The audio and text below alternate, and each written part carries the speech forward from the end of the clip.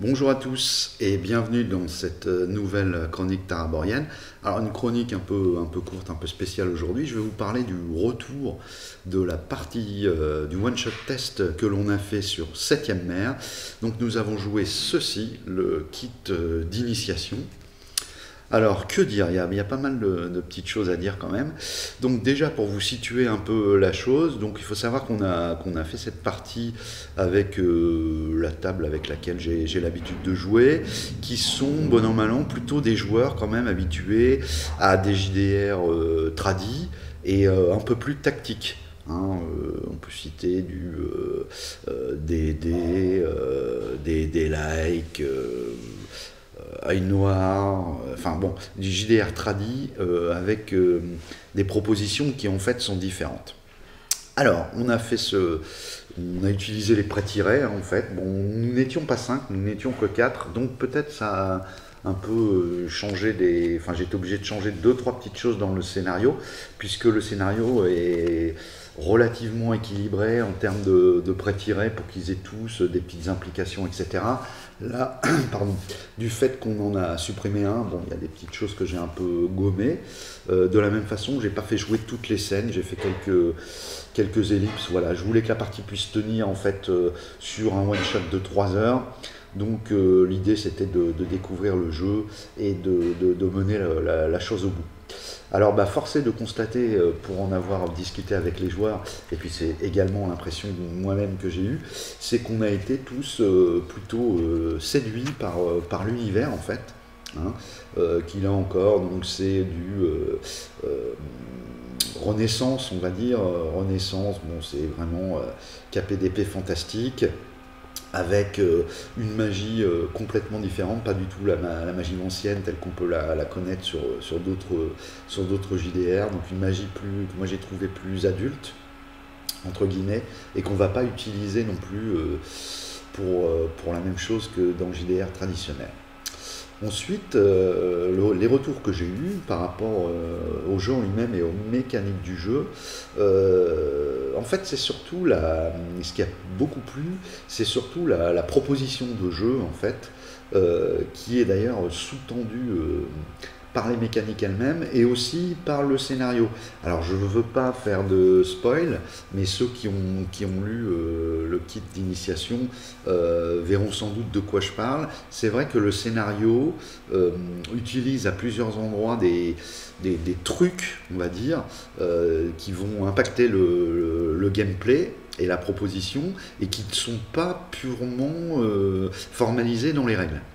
Donc, est-ce qu'on peut se faire une idée de ce que serait, par exemple, une campagne de longue haleine avec ce système? Bon, j'ai essayé d'y réfléchir, et bon, j'arrive pas à me dégager du fait que pour l'instant, n'ayant joué que ce scénario, j'ai une vision en fait que là-dessus, et à mon avis, il y a plusieurs éléments, voilà, dans le scénario qui font que c'est très particulier.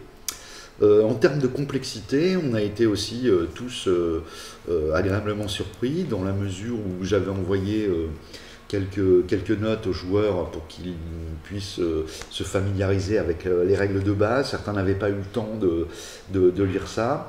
Donc en fait, j'ai fait un petit rappel très bref en début de partie. Et assez vite, les joueurs ont capté et se sont emparés du système en fait pour jouer sans trop on va dire, un ticket d'entrée par rapport aux mécaniques de jeu au système. Super intéressant, en tout cas qui a beaucoup plu aux joueurs, parce que justement, voilà, assez vite, ils savaient un petit peu comment réagir, etc. L'autre chose qui a pas mal plu, c'est aussi que la proposition de jeu fait que ça semble quasi impossible d'avoir du joueur non actif ou du joueur qui décroche.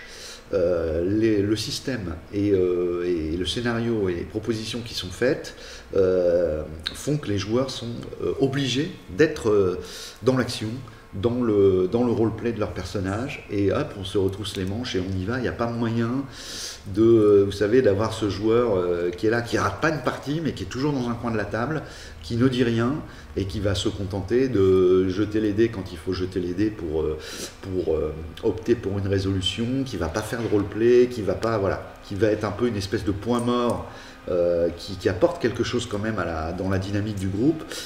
Là, ça n'existe pas. En tout cas, nous, ce qu'on a tous trouvé, c'est qu'à ce jeu-là, bon, bah, à partir du moment où tu t'assois à la table, bon an, mal an, tu es obligé de participer, tu es happé dans le truc et tu peux pas t'en défaire. Si tu peux t'en défaire si tu choisis de quitter la table. Ensuite, ce qui a souvent été débattu sur les forums et tout, c'est de dire les joueurs sont trop puissants, ils réussissent trop de choses.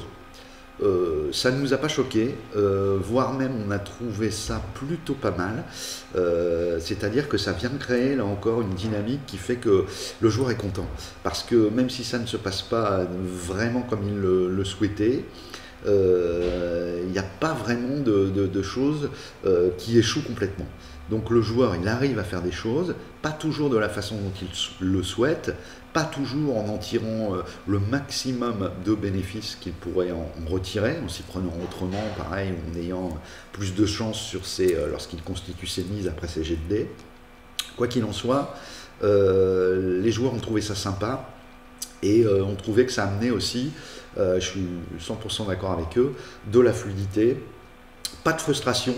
Quand on est sur d'autres systèmes de règles, peut-être plus tactiques, etc., c'est vrai qu'on peut arriver dans des situations où voilà, le joueur il n'a pas de chance ce soir-là, il fait de très très mauvais jets toute la soirée et il sort un petit peu de la soirée en se disant ouais, bon, bah, je me suis pas super amusé parce qu'en fait mon PJ il n'a pas fait grand-chose, chaque fois que j'ai voulu faire un truc ça s'est retourné contre moi, etc., etc.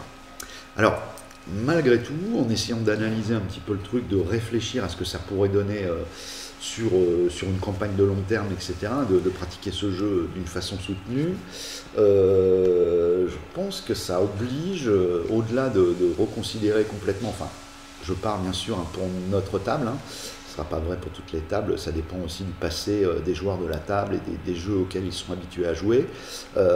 Moi, pour ma table, ça sous-entend de vraiment chambouler en fait tout ce qu'on connaît, peut-être pas tout, mais 80% de la façon dont on s'y prend pour faire un jeu de rôle, en termes d'implication, en termes de narration, en termes de... Voilà.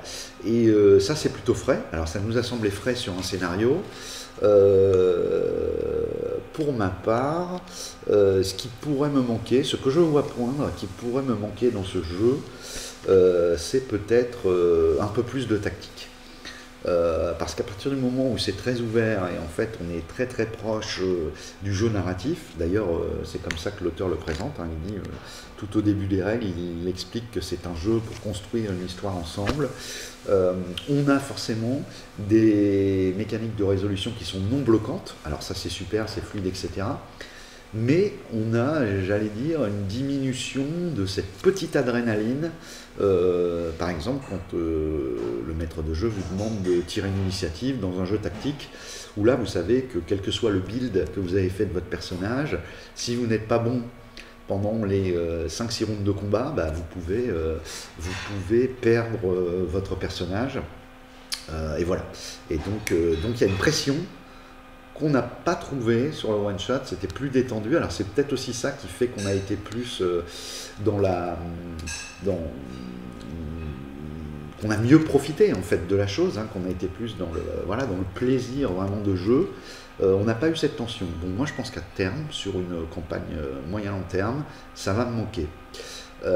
Autre chose que je trouve un peu dommage, c'est cette histoire de dire que les personnages, a priori, ne sont pas destinés à mourir, avec quand même une petite ouverture. Lorsque le personnage arrive à une situation où il a pris tant de blessures graves, de blessures dramatiques, en fait, il est ce qu'ils appellent dans le corpus de règles sans défense. Et là, vous avez une mécanique qui dit que le maître de jeu, alors à l'inverse des joueurs, les joueurs, eux, ont des points d'héroïsme dont ils peuvent se servir pour déclencher certains attributs, pour rejeter un dé, augmenter le nombre de dés qu'ils jettent, etc. Tout un tas d'applications, et ils les gagnent au fur et à mesure de la partie, il y a des choses qui les déclenchent, machin, ils peuvent récupérer leurs points d'héroïsme, etc. Le maître de jeu, lui, a des points de danger. Il démarre la partie avec un point de danger par joueur présent à la table, et lorsque un de ces scélérats se retrouve face à un ennemi sans défense, le maître de jeu peut dépenser un point de danger et tuer le personnage.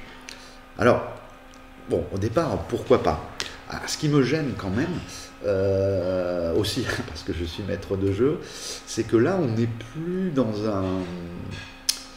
j'allais dire, un côté destiné du bon, vous participez à des combats. Certes, le maître de jeu peut être très vache et mettre des combats très très au-dessus du niveau des joueurs, ce qui peut donner lieu à des total party kills.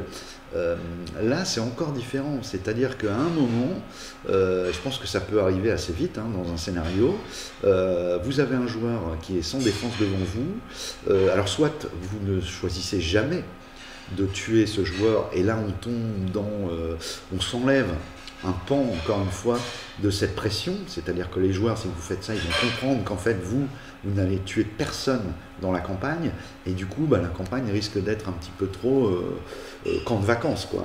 On est là, on s'amuse, on fait des trucs fabuleux, et de toute façon on ne risque rien, parce que c'est comme ça. Donc moi ça ne me satisfait pas. Pour moi il manque clairement la dimension mortelle, enfin la vie sans la mort n'est plus la vie, si je voulais le dire d'une façon un peu plus courte. Donc ça ne me va pas. D'un autre côté, de savoir que repose sur mon épaule le choix à un moment totalement arbitraire, où j'ai un joueur sans défense devant moi, de lui flinguer son personnage, bon, je pense que si je m'investis sur une campagne long terme, il va falloir que je trouve une autre solution, parce que ça ne me va pas. Alors peut-être en début de campagne dire aux joueurs, bon ben voilà, moi ce que je vais faire, c'est que chaque fois que j'ai un joueur sans défense devant moi, si j'ai un point de danger, je vais choisir de tuer le joueur, de manière à ne pas à être fair et juste vis-à-vis de tous les joueurs, parce que sinon ça va se jouer où ah bah tiens, lui m'a un peu gonflé ce soir, machin, tchac, je lui flingue son joueur, et puis l'autre joueur, bon ben non. Donc ça, moi je saurais faire, mais je veux quand même un truc plus juste que ça, et pas juste sur mon instinct du moment, etc. Voilà. Je me connais, sinon je risque en plus de ne jamais flinguer de joueur, et comme je vous dis, moi c'est une dimension que je trouve quand même enfin pour moi ça fait partie du jeu de rôle médiéval fantastique. Voilà, donc c'était quelques petits retours. Une dernière chose peut-être pour terminer, donc je pense que la difficulté en termes de rédaction de scénario et de campagne, ça va être en fait ce déplacement de la difficulté, entre guillemets, ou du problème, de ce que j'appellerais le problème, c'est-à-dire que dans un jeu plus classique, c'est assez facile pour le maître de jeu de retarder ses joueurs, de les bloquer, etc. Dans ce jeu-là, de ce qu'on en a vu, l'histoire se déroule très très vite. Il y avait bien longtemps que je n'étais pas parvenu à terminer un one-shot sur une soirée, sans non plus avoir le sentiment de tronquer des scènes. J'ai enlevé quelques scènes parce que comme il y avait un personnage qui n'était pas là, il n'avait plus lieu d'être, mais sinon j'ai essayé quand même de rester fidèle à ce qu'il y a dans le livret, et d'ailleurs le scénario, quand on le joue, se tient plutôt pas mal. En tout cas, moi j'ai demandé aux joueurs après, et pour eux ça a fonctionné, donc c'est l'essentiel, pour moi aussi d'ailleurs. Eh bien il faut donc, dans le cadre d'une écriture de campagne, je pense, arriver à remplacer cette difficulté qui en fait va se déplacer, va plus être sur l'intrigue, sur les rebondissements de l'intrigue, voilà. Donc voilà, donc ça va nécessaiter, je pense, de bien cogiter l'affaire pour arriver à faire une campagne de longue haleine, ou disons au moins un peu plus étendue qu'une simple suite de one-shot dans cet univers. Globalement, on a quand même tous, nous étions 5, on s'est quand même tous super amusés, on a trouvé tous le jeu original, plaisant, avec beaucoup plus de positifs que de négatifs. Je pense également, pour y avoir un peu réfléchi, qu'il est tout à fait possible d'aller détourner certaines des propositions de ce jeu pour les intégrer dans un jeu plus tactique, plus sur des compétences, des choses comme ça, avec un autre système que le système des mises. Voilà, il est clair que moi ça va impacter, je pense, mon suivi de maître de jeu, et je pense que je vais avoir envie d'essayer avec d'autres corpus de règles, quelques petites choses que j'ai pu découvrir dans ce scénario, ne serait-ce que pour voir si ça fonctionne. Sachant que voilà, après une partie de ce jeu-là et mon expérience sur les autres jeux, il y a des trucs très bons à prendre. Peut-être il faut viser un mix. Bon, c'est toujours délicat les mix, hein, parce qu'à force de mixer, finalement, on peut aussi arriver sur un truc très tiède, etc. Mais voilà. En tout cas, c'est les réflexions que qui me sont venues à l'issue de cette partie. Voilà, bah écoutez, je vous remercie de m'avoir écouté. J'espère que ça vous a fait avancer, que ça vous a ça vous a donné envie, pardon, de tester donc ce kit d'initiation.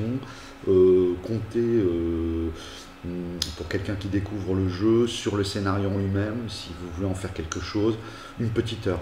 Hein, moi j'ai procédé par tranche de 20 minutes à peu près, 3 fois 20 minutes pour vraiment me plonger dedans, réfléchir, voir comment les scènes étaient s'imbriquer les unes dans les autres, comment ça allait se dérouler, etc.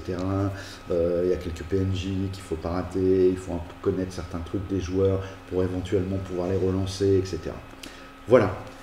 Eh bien je vous dis à très bientôt pour une prochaine chronique Taraborien. Au revoir.